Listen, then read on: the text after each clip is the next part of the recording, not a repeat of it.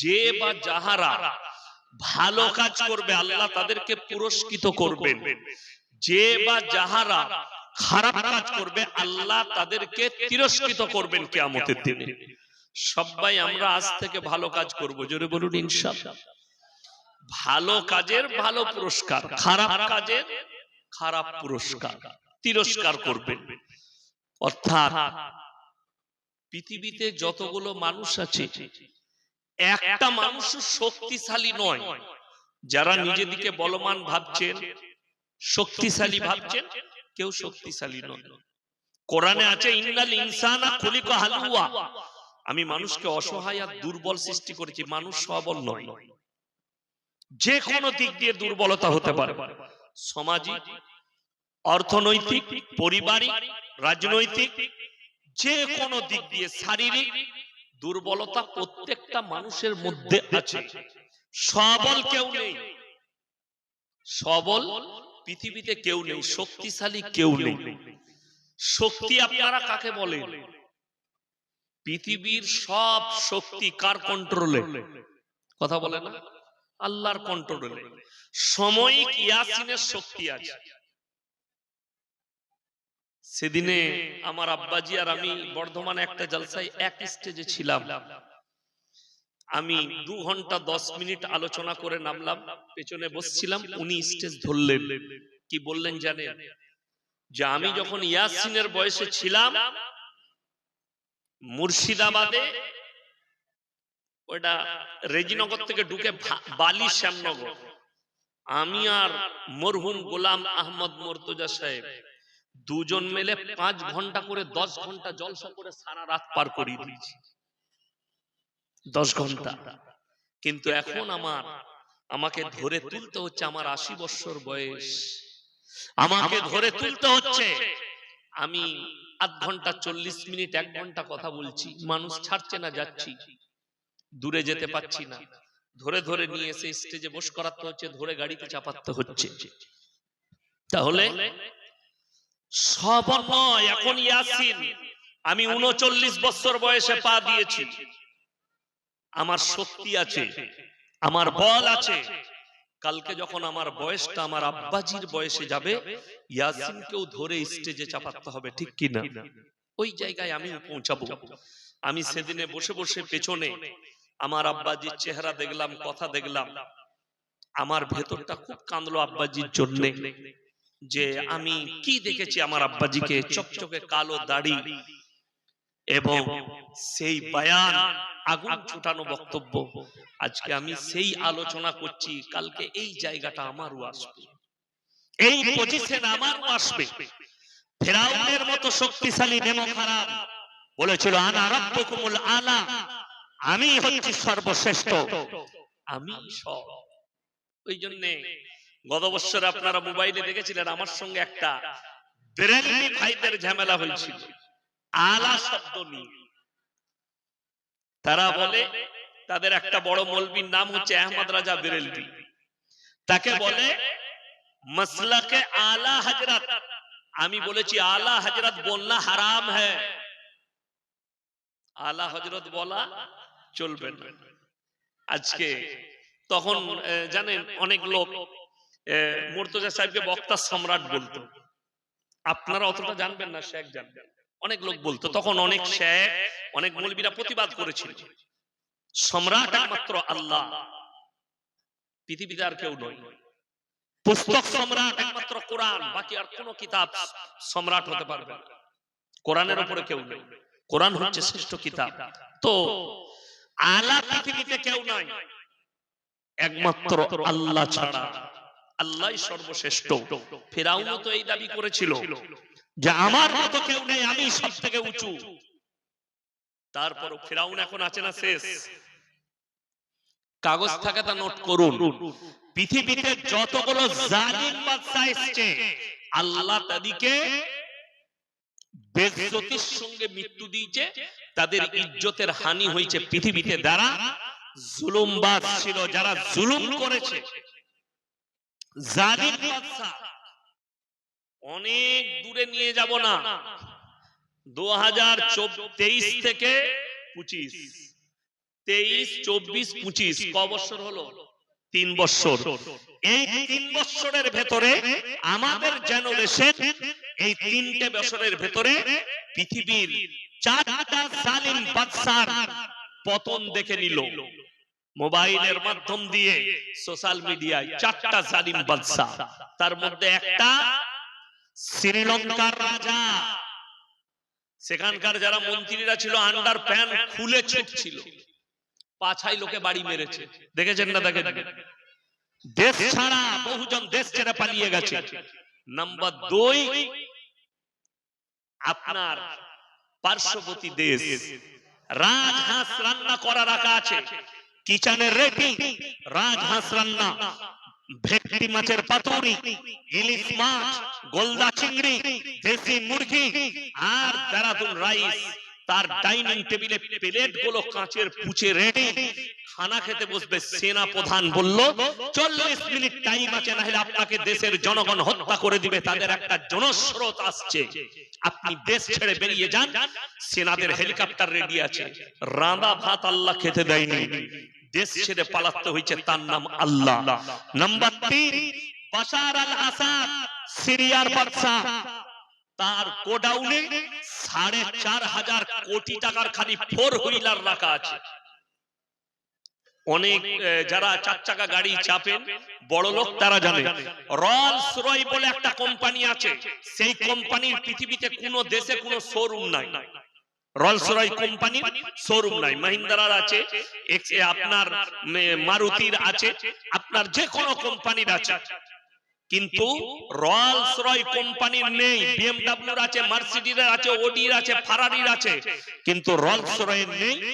যে ব্যক্তি অর্ডার করে ধনকুপ, তার মতন করে গাড়ি তৈরি করা হয়। সে যদি বলে সোনার পাত দিয়ে করো, সে যদি বলে রূপোর পাত দিয়ে করো, সেইভাবেই তারা তৈরি করে। সে একটা গাড়ি তৈরি করেছে 800 কোটি টাকা দাম, রলস রয় গাড়ি। বাশার আল আসাদের গোডাউনে ভরা আছে। সব সম্পত্তি ফেলে দিয়ে দেশ ছেড়ে পালিয়েছে। এখনো পৃথিবীর কেউ জানে না, আল্লাহ জানেন সে কোথায় লুকিয়ে আছে, তার পরিবার কোথায় লুকিয়ে আছে। নাম্বার 3। নাম্বার 4, কিছুদিন আগেই দেখলেন নেপালের কথা। নেপালের অবস্থা দেখেননি? জালিম বাদশা সব, একজন তো পানিতে উল্টে পড়ে যাচ্ছে, তারপরও তার পাছায় বাড়ি মারছে। দেখেননি মোবাইলে? সে মাপ চাইছে, ছেড়ে দাও, কিন্তু রেডি, মার বাড়ি চলছে। এর নাম আল্লাহ। ওই জন্য কেউ জুলুম করবেন না, মাজলুমের উপরে কেউ জুলুম করবেন না, রাজত্ব পেলে কেউ জুলুম করবেন না। আল্লাহ জালিমকে ধ্বংস করেছেন, বেইজ্জতি করেছেন পৃথিবীতে। ফিরাউনের মতো জালিম আমরা ইতিহাসের পাতায় পড়েছি। হিটলার 60 লাখ ইহুদিকে চেম্বারে ভরে হত্যা করেছিল, গ্যাস চেম্বারে ভরে বাস্ট করে দিয়ে হত্যা করে দিয়েছিল। তার থেকেও বড় জালিম ফিরাউন কয়েক লক্ষ শিশু বাচ্চাকে হত্যা করিয়েছে। মার্ডার করে দাও, হত্যা করে দাও, এটা আমার দুশমন হতে পারে। আল্লাহ দুশমন পাঠাবে, নবী পাঠাবে, আমি তাকে বাঁচতেই দেব না। কিন্তু আল্লাহর কসম, আল্লাহ কত বড় শক্তিশালী, যে ফিরাউন বলল যে আল্লাহ যদি পাঠায় আমি তাকে বাঁচতেই দেব না। আল্লাহর কসম, আল্লাহ নিজের নবী মুসাকে ফিরাউনের ঘরে লালিত পালিত করেছেন। জোরে বলুন সুবহানাল্লাহ। কার ঘরে? ফিরাউনের ঘরে বড় হয়েছে, মানুষ হয়েছে ফিরাউনের কোলে, গণহত্যার কোলে, তার বিবির কোলে, আসিয়ার কোলে, রাজ দরবারে মানুষ হয়েছে। তারপরও চিনতে পারেনি এইটাই আমার দুশমন, তার নাম আল্লাহ। এরপরে কে নিজেকে শক্তিশালী বলছে? ওটা ছেড়ে দেন। পৃথিবীতে একটাও লোক আজকে কাকে দেখছেন? আমাদের মতো মরদকে। আপনার এই ধুলিয়ান এলাকায় সব থেকে বড় বড় মরদ গুলোকে নিয়ে চলুন। 4টা মরদ লাগবে নবাব সিরাজউদ্দৌলা তলোয়ারটা তোলার জন্য। 55 থেকে 60-65 কিলো ওজন। টিপু সুলতানের তলোয়ার 75 থেকে 80 কিলো ওজন। এখনকার 5টা মরদ লাগবে তুলতে। তারা এই তলোয়ারে লড়াই করেছে, আজকে তাদের অস্তিত্ব মিটে গেছে। আর তুমি কি করে ভাবলে যে তুমি শক্তিশালী, তুমি একটা গদি পেয়েছো, তুমি একটা জায়গা পেয়েছো, স্থান পেয়েছো, আর তুমি জুলুম করবে আর তোমার শক্তিশালী চিরকাল থাকবে? ভুল। একটা মুমিন ব্যক্তি মুসলমান তার ভাবা উচিত, আল্লাহ যদি আমাকে রাজত্ব দেয়, আল্লাহ যদি আমাকে বিচারক করে, আল্লাহ আমাকে যদি সম্মান দেয়, তার অপব্যবহার করা যাবে না। তাতে মসজিদের সেক্রেটারি হোক, মাদ্রাসার সেক্রেটারি হোক, তাতে গ্রামের সেক্রেটারি হোক, অঞ্চলের সভাপতি হোক, অঞ্চলের নেতা হোক, জেলার নেতা হোক, দেশের নেতা হোক, যদি অপব্যবহার করে, জুলুম করে, আল্লাহ তাদের বিনাশ রেখে দিয়েছে। ইতিহাস খুলে দেখে নাও। যে কোনো দিন ইয়াসিনের কলার ধরে মারবে, মারো, আল্লাহর কসম আমার আল্লাহ তোমাকে ছাড়বে না। তুমি গরিবের উপরে জুলুম করছো, করো, কত করবে করে নাও। আজকে দুঃখের বিষয় একটাই, আমাদের দেশে মুসলমানের অভাব নাই, মুমিনের অভাব। কিসের অভাব বললাম? মুমিনের। নাম আব্দুর রহমান, আব্দুল জব্বার, আব্দুল সত্তার, রহিম, বহুত ভালো ভালো নাম, আব্দুল্লাহ, উমর, আকবর, নাম, কিন্তু কাম একটাও নাই। কাম আছে? নাই। আপনাকে দেখি তো কাম কারোর মধ্যে নেই, নাম আছে। কে বললো আপনাকে আব্দুর রহমান নাম রাখলে সে মুসলমান হয়ে যায়? কে বললো আপনাকে গরুর মাংস খেলে মুসলমান হওয়া যায়? না, গরুর মাংসটা মুসলমানের জন্য শর্ত নয়, মুসলমান হওয়ার জন্য শর্ত নয়। উত্তরপ্রদেশে গরু চলে না, সেখানকার মানুষ মোষ খায়, মোষের মাংস খায়। খায় না? খায় না? মোষের গোশত, বাকরির গোশত খায়, তারা মুসলমান নয়? মুসলমান। আপনার রাজ্যে গরু চলে, গরু খান। আমি সেই দিনে গিয়েছিলাম ত্রিপুরা, তো এয়ারপোর্টে নেমে আমার ভোগ লেগেছে, ফ্লাইট অনেক লেট। আমি তাকে বললাম, ভাই একটা হোটেলে ঢুকান। খুব বড় লোকের ছেলে নিতে এসেছিল আমাকে, থার রক্স গাড়ি নিয়ে। তো আমি বললাম একটা হোটেলে ঢুকান। সে বললে, আমাকে একটা বোর্ড দেখালে, হুজুর তাকিয়ে দেখুন, বোর্ডে কি লেখা আছে জানেন? গরুর মাংস পাওয়া যায় খুব ভালো, শুয়োরের মাংস পাওয়া যায় একই হোটেলে, তাহলে আর খাওয়া যাবে? আমি বললাম, ভাই ডাবের পানি খাওয়াও আর একটা বিস্কুটের প্যাকেট নাও, বাড়িতে গিয়ে খাও। 50-60 কিলোমিটার নিয়ে গেল। বাড়িতে গিয়ে গোসল করে আসরের নামাজ পড়ে খানা খেলাম, কিন্তু খানা আর খাইনি। কেন? মুসলমানের জন্য শর্ত হচ্ছে হালাল খাবার, হারাম নয়। গরুর মাংসটা মেটার নয়, মেটার হচ্ছে একটা মুমিন ব্যক্তি সে যখন খানা খাবে হালাল খাবার খাবে। হারাম খেলে দোয়া কবুল, কথা বলেন, দোয়া কবুল হবে না। বড় কষ্ট লাগে। তাহলে বিড়িখোররা কি খায়? আমি বললি খারাপ বলবি, মৌলবীরা বললি, ইমামরা বললি দোষ। বিড়িটা কি? কথা বলো। এখন অনেকজন যুক্তি দিচ্ছে। আমি কালকে নদিয়া ডিস্ট্রিক্টে ছিলাম, তো সেখানে একজন বললে যে কিছু মৌলবী মকরু বলছে। আমি বললাম যে বিড়ি খায় না সে বিড়ি খেলে তার মাথা ঘুরে না? ঘুরে না? কথা বলে। যে গুটকা খায় না সে যদি গুটকা খায় মাথা ঘুরবে না? ঘুরবে না? ঘুরবে। যে সিগারেট খায় না তাকে সিগারেট খাইয়ে দেন, যে তামাকু খায় না তামাকু খাইয়ে দেন, যে গুল করে না তাকে গুল খাইয়ে দেন, মাথা ঘুরবে। তার মানি তো নেশা। আমি বললি, আমরা বললি খারাপ, ওইটাই তো কষ্ট। সকালবেলায় উঠে অনেক মুসল্লি আছে পায়খানা ঘরে বিড়ি না খেলে তাদের হাগায় হয় না। ঠিক বললাম না ভুল বললাম? অভ্যাস। মসজিদের পায়খানা ঘরে বিড়ি টানছে, কি বললেন? সে বেরিয়েছে আর ইমাম সাহেব ভাই ঢুকবে, ঢুকে বমি লেগে গেছে, যেহেতু বেচারা তো কোনোদিন মুখে দেয় না, আর হারামখোর ঘরের ভেতরে ওই পায়খানা করে খেয়েছে। আমরা বললি দোষ। এই পানির বোতলটা কমিটির লোক দিয়েছে, দিয়েছে না দেয়? এটা আপনারা পান করবেন স্টেজে। এখন এইটাই যদি লেখা থাকে বিষ মিশানো আছে, মলি সাহেব খেলে আপনি মারা যেতে পারেন, এটা আর পান করা যাবে? শরীয়তে আছে হারাম। জেনে শুনে আত্মহত্যা করা যাবে না। যেমন 24 পরগনায় দেখবেন কিছু বয়স্ক বড় বড় মেয়েরা গজল পড়ে, তাদেরকে স্টেজে নিয়ে আসে, ছেলেরা ফাংশনের মতো হয়। ফাংশন জানেন? ফাংশন জানেন না? ছেলেরা ই করে। এখন দেখছি কলকাতা সাইডে ফাংশনের মতো গজল হচ্ছে, মাইক নিয়ে ঘুরে বেড়াচ্ছে স্টেজে আর গজল পড়ছে মেয়েরা ছেলেরা। একটা বালিগা মেয়ে মরদদের সামনে স্টেজে প্রকাশ্যে গজল পড়বে, হারাম। শেখ বসে আছে, পাশে ইমাম সাহেব বসে আছেন, যোগ্য ব্যক্তি। আমার খুব মনের মানুষ। আমি তো গাড়িতে যেতে যেতে রাতের বেলা ইনার বয়ান আমি মোবাইলে শুনি। ইনি আমাকে কত ভালোবাসে জানি না, আমি ভালোবাসি। ইনি খুব হক কথা বলেন, আমি শুনেছি, খুব ভালো ভালো কথা বলেন। যাই হোক, ভেবে দেখো কি গজল পড়ছে। বিসমিল্লাহ বলে গিলাস তুলে গালে ঢেলে নিল, বিসমিল্লাহর ওসিলাই বিষ পানি হয়ে গেল। আর লোকরা বলছে সুবহানাল্লাহ, বুঝলি কি? কিছুই বুঝে না, মনে করলে এত। আর আমি বলছি তাকে আমার কাছে নিয়ে আসুন, আমি বিষটা ঘুলে দেবো, তুই বিষ পান কর বিসমিল্লাহ বলে, দেখি তুই থাকিস কি মরিস। আরে যখন জানবি এই গিলাসটাই বিষ আছে, ওটা আর পানি করা যাবে না। এই যে কারেন্টের তার, কারেন্ট চলছে না চলেনি, লাইটটা জ্বলছে যখন কারেন্টের দ্বারা। আমি এখন যদি বলি আমি বর্ধমান থেকে এসেছি, তোমরা জানো না আমি বিরাট অলিল, কারেন্টের তারটাই হাত দেবো, ও আমাকে শর্ট মারবে না, ও চিনে এটাই আছে, ওর কাজই হচ্ছে শর্ট মারা, ঠিক কি না?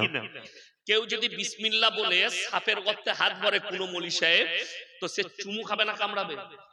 সে তো জানে না এটা ইয়াসিন সাহেব বক্তা। তার সিফাত হচ্ছে, গুণ হচ্ছে কামড়ানো, আত্মরক্ষার জন্য। অর্থাৎ যে জিনিসটা আপনার জীবন কেড়ে নিতে পারে, সেই জিনিসটা জেনে শুনে করা হারাম, জেনে শুনে করা হারাম। চলুন, নদিয়া ডিস্ট্রিক্ট একটা মৌলবি বয়ান করছিল, কি জানেন ভাইয়েরা? একজন আল্লাহর ওলি, তেনার কাছে অনেকগুলো মৌলবি গেছেন, তাকে বললে যে তোমার মতো ওলি আমরা কেমন করে হব? সে বললে দাঁড়াও তোমাদিকে দেখাচ্ছি। বলে কারেন্টের তারে হাত দিল, তাকে শর্ট মারেনি, আর মৌলবিরা হাত দিয়েছে আর শর্ট মেরেছে। এমন ওই গাঁজাখড়ি গল্প। সেই পীরকে আমার কাছে নিয়ে আয়, আমার ঘরের ওই ভোল্টেজটাই বলবো একবার হাত দাও বিসমিল্লাহ বলে, দেখি তুমি কিরকম পাচ্ছ। নাজায়েজ কথা, ইসলাম বিরোধী কথা। আপনারা ইমানদারির সঙ্গে বলুন, যাদের পকেটে সিগারেট আছে, গুটকা আছে, বিড়ি আছে, খৈনি আছে, জর্দা আছে, প্যাকেটগুলো বার করে দেখুন, তার উপরে লেখা আছে ক্যান্সারের কারণ, হানিকারক লেখা আছে না নাই? তুমি নিজে জেনে শুনে তোমার জীবনের ক্ষতি করছো, গুনার কাজ, হারাম। আর রাসূল বলেছেন নেশাগ্রস্ত জিনিস হারাম। আর অনেকজন বলছে এটা মাকরুহ, এতে নেশা হয় না। নিয়ে এসো, যে জীবনে গুল মাজে না তাকে গুল মাজি দাও, মাথা ঘুরে পড়ে থাকবে। ঠিক বললাম না ভুল বললাম? যে জীবনে গুল মাজে না মাথা ঘুরে পড়ে থাকবে। অর্থাৎ আমার বলার উদ্দেশ্য একটাই, আমরা সবাই মুমিন হব, জোরে বলুন ইনশাআল্লাহ। মুসলমান গাদা আছে, আল্লাহকে সবাই বিশ্বাস করি, জোরে বলুন ইনশাআল্লাহ। জোরে বলুন ইনশাআল্লাহ, বিশ্বাস করেন। আচ্ছা, আল্লাহকে বিশ্বাস করলে আল্লাহ সব হুকুম মানতে হবে না হবে? মানতে হবে। আল্লাহর রাসূল সাল্লাল্লাহু আলাইহি সাল্লামকে যদি আপনি বিশ্বাস করেন, রাসূলের আদর্শ মানতে হবে না হবে না? হাদিস কুরআন আপনাকে মেনে চলতে হবে। চলুন, আশা করি তাহলে এই দোগাছি এলাকায় একটাও লোক সুদখোর নাই। কথা বলেন না? নাই তো? আছে? সুদ হারাম না হালাল? হারাম। এটা মৌলবীদের কথা না আল্লাহর ভাষা? আল্লাহ তাআলা হারাম করেছেন, ওয়াহাল্লাল্লাহুল বাইয়া ওয়া হারামার রিবা। সুদকে হারাম করেছি, ব্যবসাকে হালাল করেছি। আপনি ব্যবসা করুন, কোনো অসুবিধা নেই, হালাল। সুদ হারাম। কেমন হারাম? কেউ যদি হারাম জানার পরে সুদ খেলো, সে যেন আল্লাহর সঙ্গে যুদ্ধ ঘোষণা করলো। কোন ব্যক্তি যদি একবার সুদ খায়, নিজের আপন মায়ের সঙ্গে 36 বার জিনা করার সমান পাপ করলো। আমার বন্ধুগণ, মাথায় রাখবেন একটা কথা, মদ খাওয়া হারাম না হালাল? আপনি আমার সঙ্গে হাই রোডে চাপুন, ধুলিয়ানে, আপনাকে আমি দেখিয়ে দেবো মুসলমান ছেলে হোটেল করেছে, লাইসেন্স বার করে মদ বিক্রিও করছে, মদ পানও করছে। ঠিক বললাম না ভুল বললাম? রাগ করবেন না। মুর্শিদাবাদ, বহরমপুর জেল, কৃষ্ণনগর জেল, মালদার জেলে সব থেকে বেশি যুবক কাদের আছে জানেন? জেলেতে মুসলমানদের। হিরোইন পাচার, গাঁজা পাচার, আফিং পাচার, মদ পাচার, সব কেস খেয়ে জেলের ভেতরে ঢুকে আছে। আমি বলিনি, আমার কাছে মোবাইলে রেকর্ড আছে। নদিয়ার কালীগঞ্জ থানা 2 সপ্তাহ আগে পুলিশে রেড করেছে হাই রোডের উপরে, 40টার মতো বাইক দাঁড় করিয়েছেন। সব দাঁড়াও, চেকিং চলছে। আজকে যেমন আমি গাড়িতে আসছিলাম, ফোর হুইলার গুলো চেক চলছিল, কোন ইনফরমেশন ছিল বিভিন্ন মোড়ে। আমার গাড়িটা আটকিয়েছিল ওমরপুরের কাছে। যখন আমাকে দেখলো বলে আপনি চলে যান, আমি বেরিয়ে এলাম, বাকি আরো গাড়িগুলো সব আটকিয়ে রেখেছে। তো সেখানে হিন্দু মুসলিম সব ধর্মের ছেলে আছে, সেখানকার বড় বাবু ভিডিও চালু করেছে, সবাই নিজের নিজের ব্যাগ গুলো টেবিলে আর দেখাও কি কি আছে, সবাই দেখাচ্ছে। সেখানে একটা বাইকে দুটো মুসলিম ছেলে ছিল, বাইকটা অ্যাপাচি বাইক ছিল, টিভিএস এর অ্যাপাচি বাইক। তাদের কাঁধে ব্যাগ, যেমনি ব্যাগটা খুলেছে ব্যাগের ভেতর থেকে 2 কিলো 200 গ্রাম আফিং আর হিরোইন বেরিয়েছে, যার বাজার মূল্য 1,10,00,000 মতো। তাদেরকে জিজ্ঞেস করলো কে দিয়েছে, বলছে স্যার আমরা চিনি না। কোথায় দেবে, যাকে দেবো তাকেও চিনি না, অমুক বাজারে, মানে ওখান থেকে 20 কিলোমিটার পৌঁছাবে, তোমাদেরকে কত টাকা দিবে? ওরা 5 লাখ না 7 লাখ টাকা দিবে। এখন এই ছেলেগুলো, এই ভারতবর্ষের কোন বাপের বেটা উকিল 6 মাস এখন এদিকে বেল করাতে পারবে না, ডাইরেক্ট জেলের ভেতরে থাকবে। আর্মসের কেস, গাঁজার কেস, হিরোইনের কেস, আপনার সিরাপ পাচারের কেস, ডাইরেক্ট 6 মাস জেল খাটবে। তারপরে তার আপিল হবে কোর্টেতে। এই 6 মাস তার পরিবারের অবস্থাটা কি, তার সন্তান, তার পরিবার। অথচ এই হিরোইন পাচারটা হারাম না হালাল? হারাম, সে জানে তারপরেও করছে। লটারির টিকিট হারাম না হালাল? আপনি ধুলিয়ান বাজারে চলুন, খালি কটা মাল দেখবেন খালি টেবিল লাগিয়ে বিক্রি করছে, ঠিক বললাম না ভুল বললাম? আপনি চলুন, কে না মুসলমান।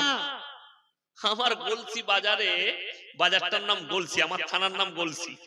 তো একদিন আমি মেয়ের জন্য খাবার আনতে গেছি, একজন টেবিল তো লাগাইছে, লটারি তো লাগাইছে, তার সামনে দেখছি আপনার ওই পাথর চাবড়ির আর আজমিরের দুটো ছবি দিয়ে আছে আর ফুলের মালা। আমি বলি এগুলো কি? বলছে খাজা বাবা বরকত দিবে। আমি শালা লটারিতে খাজা বাবার বরকত সম্ভব হবে? কালকের জলসায় আমাকে প্রশ্ন দিয়েছিল, কালকে কোন বক্তা ছিল জানি না, আমার ঘুম ভাঙলো, আমাকে নিয়ে গেল স্টেজে, আমাকে প্রশ্ন দিয়েছে আপনার আগে একজন বক্তা বায়ান করেছে, পণ্ডিত মানুষ, বড় আলেম, আল্লাহ জানি না কেন তিনি বায়ান করেছেন, বড় পীর আব্দুল কাদের জিলানীর কবরের আশেপাশে 14 একর, কত একর বললাম? 1400 একর, 1400 একর এলাকায় যত কবর আছে কারু কবরে আযাব হবে না, যা বুঝে করবে। পেলে কোথায় ও নিজেও জানে না কোথায় আছে। আমি বললাম এটা যদি সত্য হয় তাহলে আল্লাহর নবী সাল্লাল্লাহু আলাইহি সাল্লাম কোথায় শুয়ে আছেন? মদিনার মাটিতে, ঠিক কিনা কথা বলেন? মদিনার মাটিতে। তাহলে তো মদিনায় যত বেঈমান কাফের যারাই শুয়ে আছে তাদের আর কবরে আযাব হবে না, বুঝে গেল? নবীজির থেকে কি দামি লোক হবে? হবে না। দুঃখটা কোথায় জানেন? আজকে সমাজ শেষ হয়ে গেল। কিছু মানুষের আজকে ইসলাম তো টোল হচ্ছে, আমি মোবাইলে দেখাবো ইসলামকে নিয়ে কিভাবে টোল হয়েছে। এক মাস আগে আমি জলসা করতে গেছিলাম চোপড়া ইসলামপুরের কাছে, এরম মুটা পাগড়ি বেঁধে উত্তরপ্রদেশ থেকে একজন বক্তা এসেছে। তো তিনার জলসা আমার থেকে 5 কিলোমিটার দূরে আর আমি 5 কিলোমিটারের মাথায় আছি। তো আমাকে রাত 11টায় টাইম দিয়েছে, আমি শুয়ে আছি, মোবাইলে দেখছি লাইভ তার জলসা। কি বয়ান করছে জানেন ওখানে? मेरे दोस्त सुनो सुनो, बड़ा पीर कौन था? बड़ा पीर वो थे जो जब कब्र में गए दफन किया गया और फरिश्तों ने आके सवाल कर दी कौल मर रब्बुका, तो उनको झप्पड़ लगा दिया। मैंने बोला तुझे कैसे पता चला? तू तो कब्र में नहीं था, तो बड़ा पीर फिर खड़ा होके तुझे बोला। কষ্ট এটাই, কবরে কি তুই ছিলি? তুই কি করে জানলি কবরের ভেতরে এরকম ঘটনা ঘটেছে? কথাটা বলেন। কষ্টর বিষয় হচ্ছে সেখানে দেখলাম একজন অমুসলিম ভাই টোল করেছে, কি লিখেছে জানেন? ইনকা ধর্ম ভি पूरे झूठ से भरा हुआ है। मैंने बोला ये इस्लाम नहीं है और तुम मौलवी भी नहीं पहचानते हो। बोले ये कौन है, আমাকে লিখছে, আমি লিখলাম ये तो जलेबी वाला हुजूर है, ये जलेबी ज्यादा पसंद करते हैं। আমাদিকে অনেকজন বলে যে এদের পেটে হালুয়া রুটি হজম হয় না, আমরা তো বলি নাই হালুয়া রুটি হারাম। কে বললে হালুয়া রুটি হারাম? শবে বরাতে করলে উটি চলবে না। তুমি শবে বরাতে খাও, আমরা আল্লাহর কৃপায় যখন মন যাই তখন খাই। আমি আজকে ফজরের সময় ঢুকেছি, আমি ঢুকে আমি বললাম বিবিকে নামাজটা পড়ছি, তুমি একটু ছিড়া পিঠে করো আর খেজুর গুড় দিয়ে খাবো। 2 পিস খেয়ে নিয়ে একটু আরাম করলাম। কে বললে খাবো না? দুঃখ হচ্ছে ইসলামকে আপনারা মাজার বানিয়ে রেখে দিয়েছেন, যার মারাত্মক কারণ আপনি বলুন। এই লটারিওয়ালা যে লটারি ব্যবসা করছে, লটারি কাটছে, এ মসজিদে ঢুকে না ঢুকে না? ঢুকে। আর আমাদের দেশে জান্নাতে যাওয়ার লাইন দারুণ। সুদখোর, গাঁজাখোর, মাতাল, লটারি ব্যবসায়ী এরা সহজে জান্নাত পেয়ে যায়। কোথায় জানেন? জলসায়, মাদ্রাসা জলসা, মসজিদের জলসা। বক্তারা আমরা কি করে চিনবো কে কোথা থেকে এসেছে? আমি এখন আদায় করছি মাদ্রাসার, এসে আমার হাতে 2000 টাকা দিলে কে? একটা লটারি বাল, লটারি ব্যবসা করে 2000 দিলে। আর আমি কি নাম বাবা? আহারে বন্দানে নাই মাঝে ছিল, আর ছিল কি না ছিল, 2000 দিল, দিয়ে জান্নাতে ভরে দিল। সে দেখলে এক থেকে ভালো জান্নাত আর কোথাও না। এই তো এরকম মৌলী সাহেব থাকলে তো আমি জান্নাত পেয়ে যাবো। ইয়াসিন সাহেব আর ইমাম সাহেব আর শেখ সাহেব এরা কি করবে? যা বলছে বলুন। বক্তাও জানে না, আমরাও জানি। আরে আমরা বলবো আল্লাহ নেক নিয়তকে কবুল করো, নেক উদ্দেশ্যকে পূরণ করো। বড় কষ্ট লাগে, দুঃখ লাগে যদি বলেন লটারি বন্ধ হচ্ছে না কেন, এত জলসা, এত খুতবা। আসল কথা হচ্ছে আপনি নেতৃত্ব ঠিক করতে পারেননি। রাসূল সাল্লাল্লাহু আলাইহি সাল্লামের হাদিস, কিয়ামতের পূর্বে অশিক্ষিত সাধারণ তারা সমাজের নেতৃত্ব দিবে, আর শিক্ষিতরা আলেম উলামারা চুপচাপ বসে দেখবে।